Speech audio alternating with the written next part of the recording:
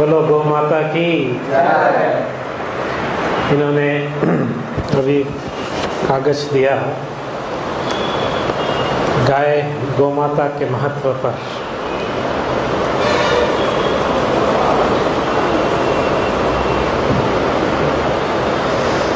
तो ऐसा है,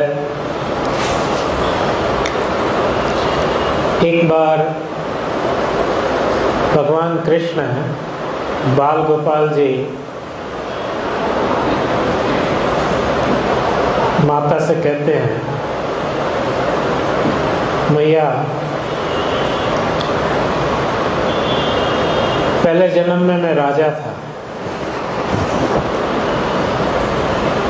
माता कहती है राजा था? कौन सा राजा? कहाँ का राजा था तू? कहते हैं मेरा नाम था रामचंद्र। अच्छा, तो रामचंद्र राजा था? कहाँ का राजा था? मैया मैं अयोध्या का राजा था। बहुत अच्छी बात है। तो फिर राजा से तुम अभी ये गरीब घर में क्यों पैदा हो गए? उसने कहा मैया राजा तो था मैं, और मैंने बहुत गौएं दान करी, लेकिन राजा होने के कारण गौओं की सेवा नहीं कर सका। वो एक इच्छा मेरी अधूरी रह गई। तो मेरी बड़ी इच्छा थी कि गौओं की सेवा करूं, लेकिन मैं राजा था। गौओं के साथ घूमना, गौओं के साथ खेलना, गौओं को नहलाना धुलाना, गौओं को दूध निकालना, ये मेरी इच्छा अधूरी रह गई। तो इसलिए मैंने गोप घर में जन्म लिया। तो बोले ठीक है, तब तू करना क्या चाहे? नहीं, मेरी इच्छा है। वो पहली रात थी, पहले दिन जब वो उसको गौएं चराने की इच्छा थी कन्हैया की, कृष्ण की। तो कृष्ण कहते हैं, बहुत छोटे ही थे, कि अब मैं कम से कम बछड़ों को तो ले जाने दीजिए मेरे को चराने के लिए। मैंने कहा बछड़े ले जाओ, इसमें क्या तकलीफ है? तो बछड़े आप मेरे को चराने के लिए, तो मैया ने तुरंत जूतियां बनवाई कि लाला जो है, कृष्ण जो है कल। तो उन्होंने पूछा कब चराने? कल से ही ले जाओ, कोई बात नहीं। तो जूतियां बनवाई उनके लिए कि बहुत वहाँ पे कंकड़ पत्थर ब्रज में, गोवर्धन के आसपास और वृंदावन में तुम्हारे बहुत नरम नरम पैर हैं। तो कहते हैं कृष्ण, तो ये हमारे बछड़ों के लिए और गायों के लिए भी जूतियां बनवा दी है। उन्होंने कहा उनको जरूरत नहीं है। उनको जरूरत नहीं है तो मेरे को भी जरूरत नहीं है, मैं भी नहीं पहनूंगा। इसमें हट कर लिया। तो मैया कहती है तुम भी नहीं पहनोगे। तब गौशाला में जाके मैया माता यशोदा बातचीत कर रही थी रोहिणी और सब गोपियों से। लाला कह रहे हैं, कृष्ण कह रहे हैं कल चराने जाएंगे और जूतियां नहीं पहन रहे।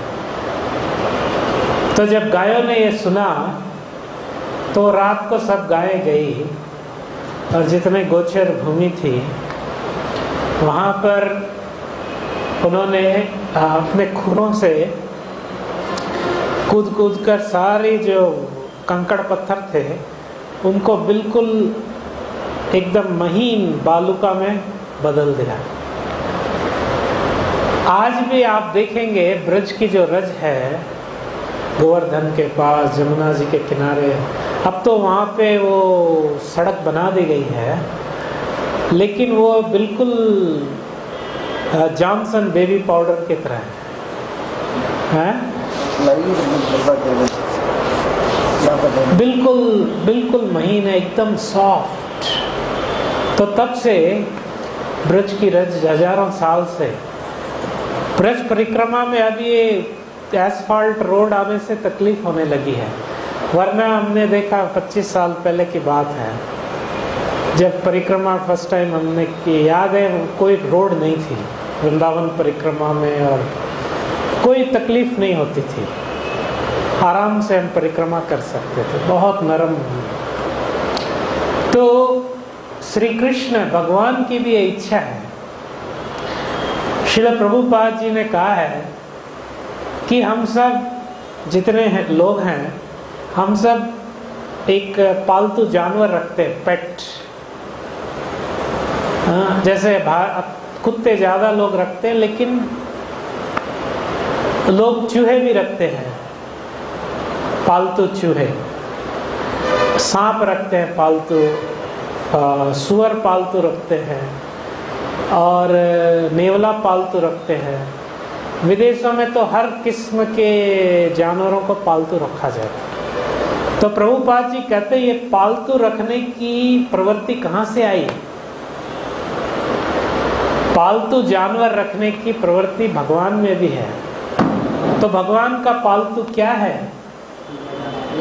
सुरभीर अभिपालयन्तम, जैसे हम है डॉग अभिपालयन्तम, हम कुत्ता पालते हैं, भगवान जो है वो सुरभि गाय को पालते हैं। तो गाय को जैसे बड़ा बड़ा करोड़पति आदमी भी होता है, वो सुबह सुबह कुत्ता घुमाने के लिए ले जाता है, उसको आनंद आता है कुत्ते को आनंद देने में। तो वैसे ही भगवान अपनी गायों को घुमाने लेकर जाते हैं। तो भगवान कहाँ पर प्रकट होते हैं? भगवान कहाँ पर उपस्थित होते हैं? कृष्ण गोकुल में ही अवतार क्यों लिए और कहाँ ही क्यों नहीं लिए? क्योंकि ब्रजवासियों ने गायों की सेवा करी थी और सेवा कर रहे थे। ब्रजवासी गायों की सेवा कर रहे थे, इसके लिए कृष्ण ने अवतार, भगवान ने अवतार लिया।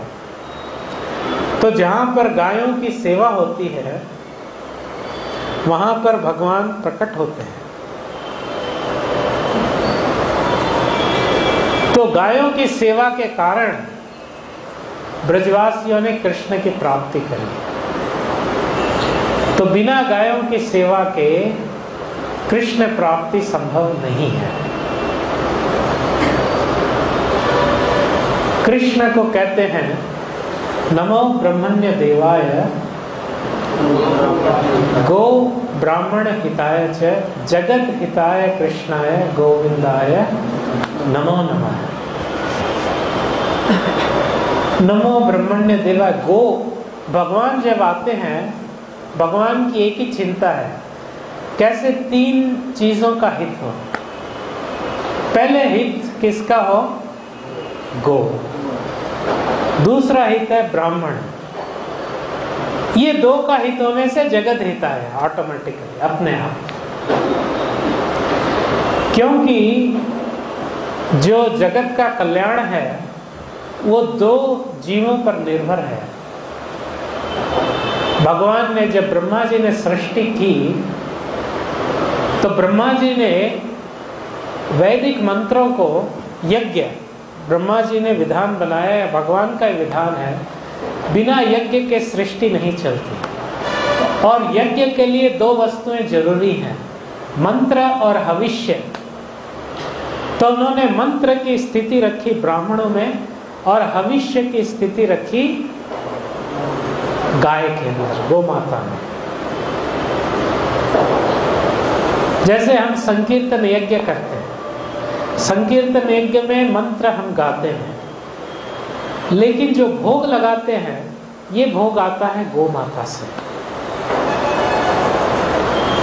बैल उपज करते हैं और गो माता के दूध, दही, घी से सब चीजें बनती हैं। तो हविष्य की स्थिति गो माता में है और मंत्र की स्थिति ब्राह्मणों में।